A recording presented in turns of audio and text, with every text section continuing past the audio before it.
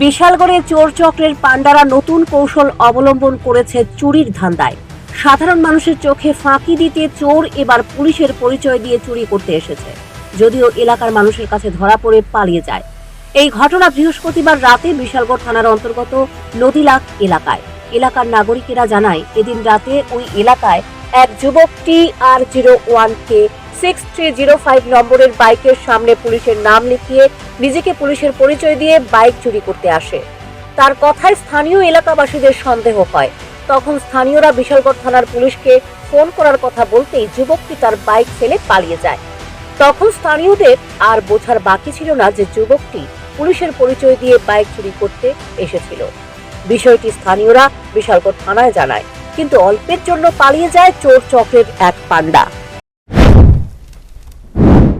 Actually police পরিচয় দিয়ে একজন আইসে বাইকটা নিত আর কি। তো আমরা পিএসতে আইসি, দুজন চোর আইসে দিয়ে। তো তখন আমি কইছি যে বিশালগড় আমি পিএস ফোন করছি, তার কারণে তাই দৌড় দিয়েছে আর কি। তাই ধরে পাইছি না আর কি।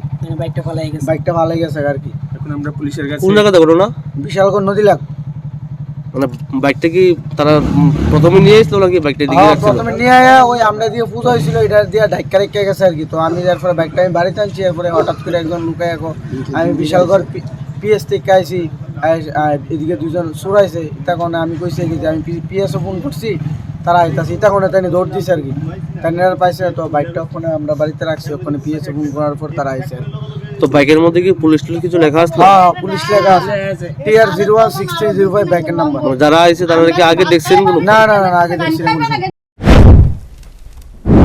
এদিকে খবর পেয়ে পুলিশ ঘটনাস্থলে ছুটে এসে বাইকটিকে উদ্ধার করে থানায় নিয়ে যায়। এই ব্যাপারে পুলিশ একটি মামলা নথিভুক্ত করে ঘটনা তদন্ত শুরু করেছে। Bureau report, news prime Tripura.